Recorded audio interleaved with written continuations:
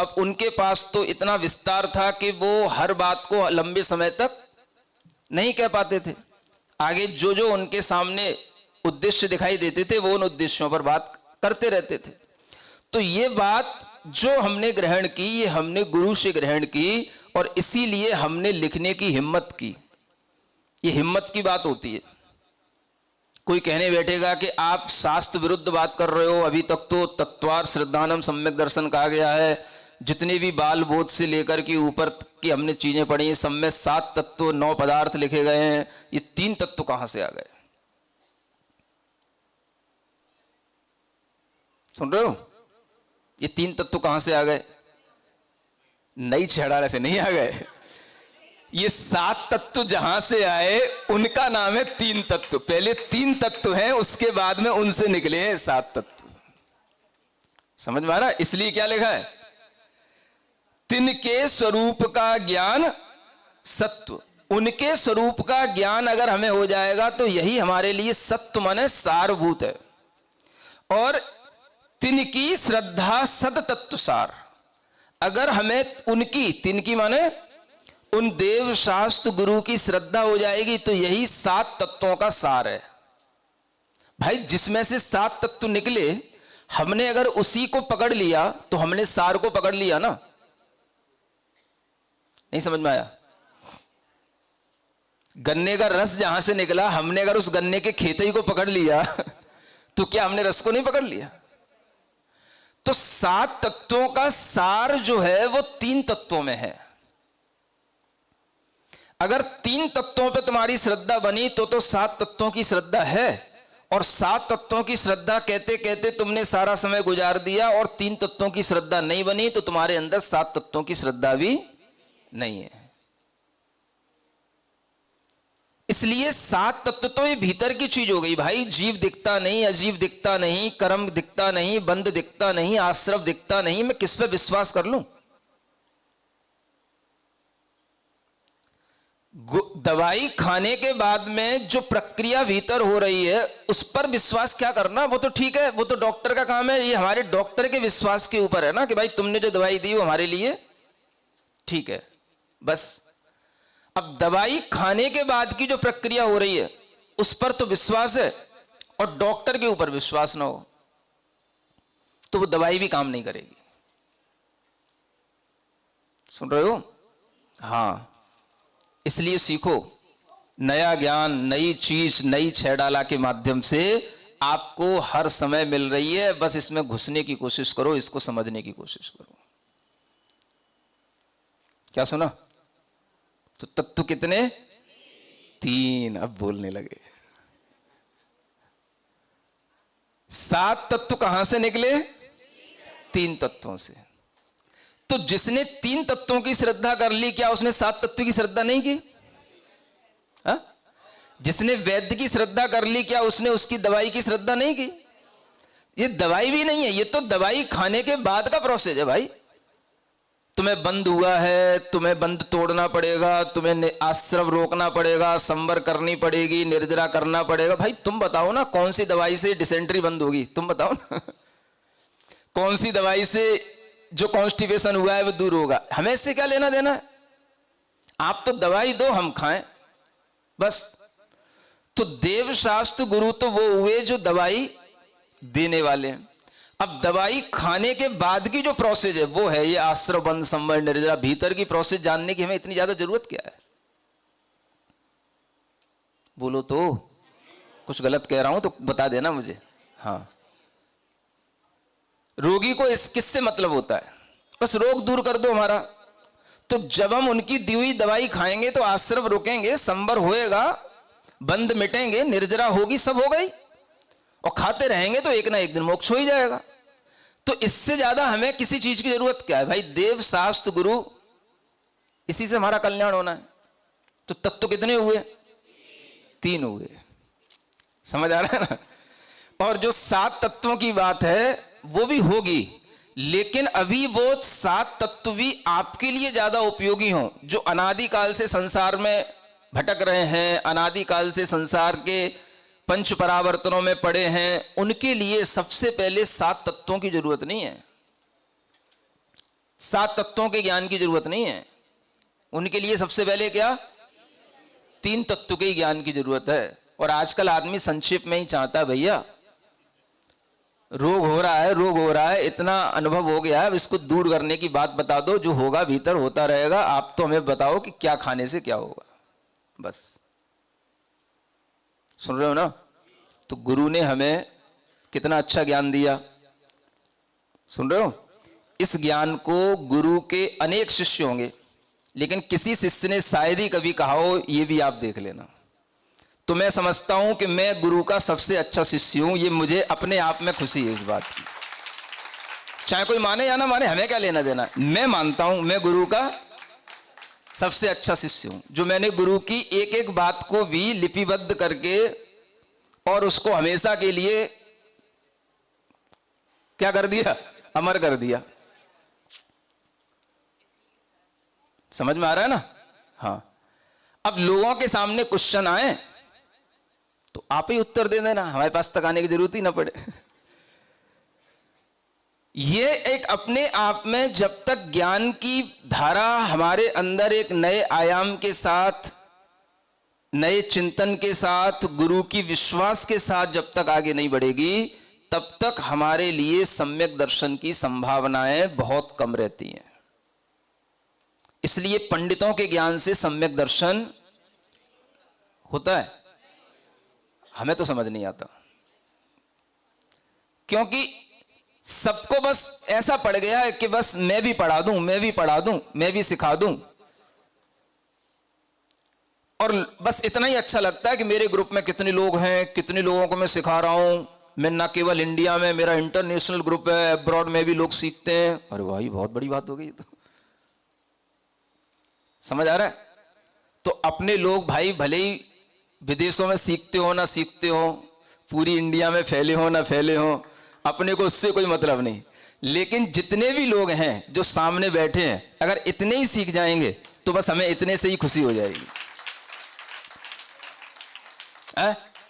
बस हमारे पास तो कोई ग्रुप है ही नहीं है।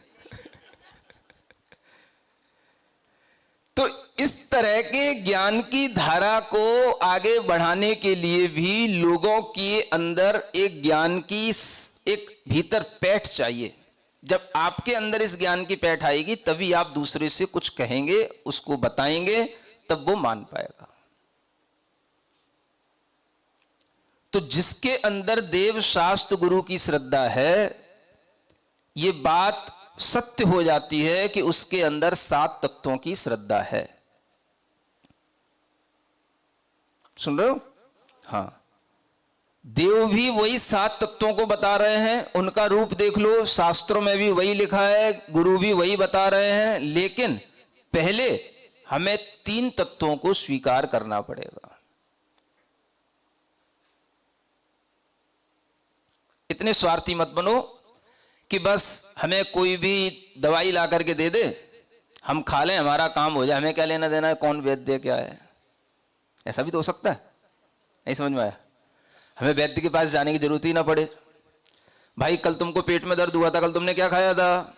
बोले उस वैद्य की दवाई खाई थी। वही दवाई मुझे दे दो, लाओ मैं खा लेता हूं। ऐसा भी तो हो जाता है। हमें जाने की जरूरत ही ना पड़े उसके पास तक, तो हो तो जाएगा, क्या हो जाएगा। तो ये नियम हकीमे खतरे जान वाली बात हो जाएगी, है ना। उसको रोग किस कारण से हुआ, तुम्हारा रोग किस कारण से है, उसके लिए वैद्य ने कितनी पोटेंसी की दवाई दी, आपको कितनी पोटेंसी की लग रही है, वो आपकी उम्र क्या थी, उसकी उम्र क्या है। बहुत सारी चीजें होती हैं जिसकी नॉलेज केवल और केवल किसको होती है? नहीं तो वैद्य का मतलब ही क्या है। तो आजकल लोग ऐसा भी करने लगे। नहीं समझ में आ रहा। तो अगर हम इस तरीके से पद्धति में चलेंगे तो हमारे लिए देव शास्त्र गुरु की श्रद्धा भी अच्छे से बन नहीं पाएगी। इसलिए पहले कहा जा रहा है, अगर हमें औषधि की चर्चा करना है तो औषधि है किसके पास, कौन सी दुकान पे, वो वैद्य कहां पर अपनी बना के बैठा है, क्लिनिक बना करके बैठा है, वो तो पहले खोजो। अब बहुत सारी दुकानें हैं अब तुम्हारी दुकान ही सही क्यों है, तुम उसी के पास क्यों जाते हो, तुमने उसी के ऊपर श्रद्धा क्यों कर ली, तुम खोज लो, तुम खा लो ठोकरें, और अभी पंच परावर्तन में और कमी है, और पूरी कर लो, और निकाल लो एक जन्म इसी चीज को खोजने में, अगर कमी है पंच परावर्तन में तो। और अगर तुम्हें लग रहा है कि भाई हमारे पास टाइम है, तो ढूंढते रहो कहां है सही वैद्य, कहां है सच्चा वैद्य। हम क्यों कहें कौन सच्चा वैद्य, समझ में आ रहा है? तो ये आपके ज्ञान की बात होनी चाहिए कि सच्चा वैद्य कौन, सच्चे शास्त्र कौन और सच्चा गुरु कौन। ये हम जब देव शास्त्र गुरु की श्रद्धा पर अपनी बात रोक देते हैं और उस पर हम अपनी श्रद्धा टिका देते हैं, तो इसी का नाम है सम्यक दर्शन की चर्चा। इसीलिए जरूरी है कि इन तीनों के ज्ञान के बिना सम्यक दर्शन की चर्चा अधूरी है। और आज इन तीनों पे कोई बात नहीं करता, सब जीव अजीव आदि तत्वों की बातों पे लगे हैं। सबके लिए बुरा नहीं कह रहा, लेकिन जिन्होंने पहले देवशास्त्र गुरु की श्रद्धा कर ली हो, फिर जीवादि की बात करें तो चलेगा। और केवल जीवादि पर टिके हुए हैं और देवशास्त्र गुरु का कोई निश्चय नहीं है, तो आपके लिए दिक्कत का काम है।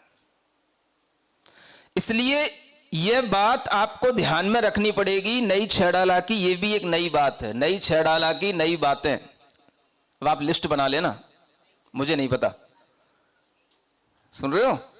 हाँ, कितनी नई बातें हो गई, नई छेड़ाला की नई बात है। तो ये आपको लिस्ट बनानी होगी। तिनकी श्रद्धा सत्तत्वसार, सम्यक दर्शन का सुख अपार। ये भी सम्यक दर्शन का अपार सुख होता है अगर हमारी श्रद्धा सही बैठ जाए।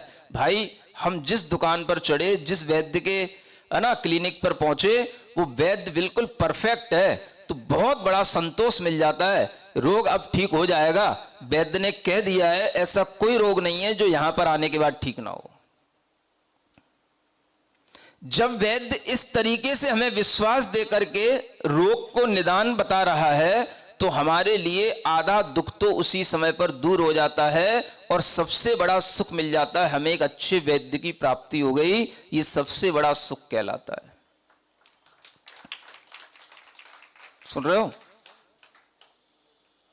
सम्यक दर्शन का सुख अपार किसमें है? देव शास्त्र गुरु के श्रद्धान करने में है। क्या करने में? हाँ, उसकी आस्था में है। अभी से हम कैसे मान लें, जब ठीक हो जाएंगे तब बना लेंगे आस्था। दिमाग तो बहुत चलता है तुम्हारा, रोगी होने के बाद भी चल रहा है। सबसे अच्छी बात तो ये नहीं समझे? जब ठीक हो जाएंगे तब बना लेंगे आस्था, जब अनुभव हो जाएगा तब बनेगा सम्यक दर्शन। तो कुछ लोग किसके पीछे पड़े हैं? अनुभव हो जाएगा, जब अनुभव होगा, आत्मानुभव होगा, तब जो है सम्यक दर्शन होगा। आत्मा का अनुभव, तो आत्मा के अनुभव से सम्यक दर्शन होगा कि जिन्होंने आत्मा का अनुभव किया है उनकी श्रद्धान करने से सम्यक दर्शन होगा। ये बहुत बड़ा मिथ्या ज्ञान दुनिया में प्रवाहित किया जा रहा है। क्या सुन रहे हो? हाँ, श्रद्धान से सम्यक दर्शन है कि अनुभव से सम्यक दर्शन है? हाँ, ये बात दिमाग में अच्छे ढंग से बिठा लेना है। पहले आस्था, पहले विश्वास करो। अनुभव आपको जब होगा तब होगा, रोग ठीक होगा तब स्वस्थता का अनुभव होगा। अभी तो आपने दवाई खाई नहीं, आप पहले से ही अनुभव की बात करने लगे। दवाई लो, खाओ, टाइम लगेगा, दोबारा फिर आना पड़ेगा। नहीं समझ में आ रहा? फिर महाराज कितनी बार आना पड़ेगा, वो भी देखना पड़ेगा कितना ठीक हो रहा है, डोज बदलनी है कि वही देनी है। 3 दिन की दवाई पहली बार दी जाती है, 3 दिन के बाद फिर आना, 3 दिन बाद फिर तुमको एक नई दवाई देखेंगे, फिर से चेक करेंगे। कब तक? जब तक तुम्हारे लिए दवाई असर ना करे तब तक। नहीं समझ में आया? देखो, पुराने वैद्यों का फंडा तो यही रहता था, है ना?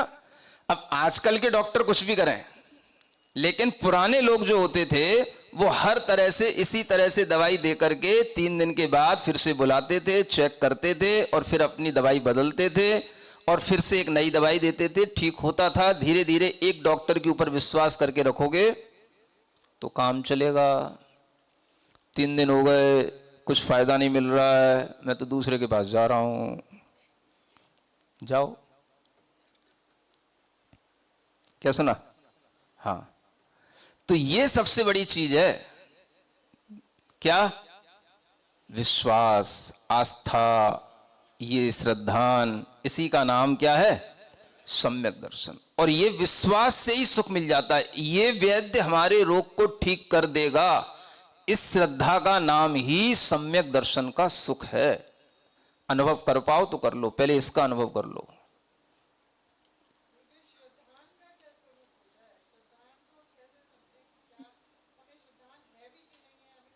उसकी बात मानो बस।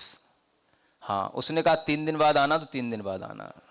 वो फिर तुम्हें दवाई देगा, फिर कहे 3 दिन बाद आना तो फिर 3 दिन बाद आना। फिर उससे बाद में अब तुम 3-3 दिन करते करते 15 दिन हो गए। ये ऐसा नहीं करना है। बस इसी का नाम क्या है? श्रद्धा। हो जाए ना हो जाए, तुम्हारी श्रद्धा है कि नहीं ये बताओ। समझ आ रहा है ना? और तुमने फिर वैद्य बदला, फिर डॉक्टर बदला, फिर वही प्रोसेस वो शुरू करेगा।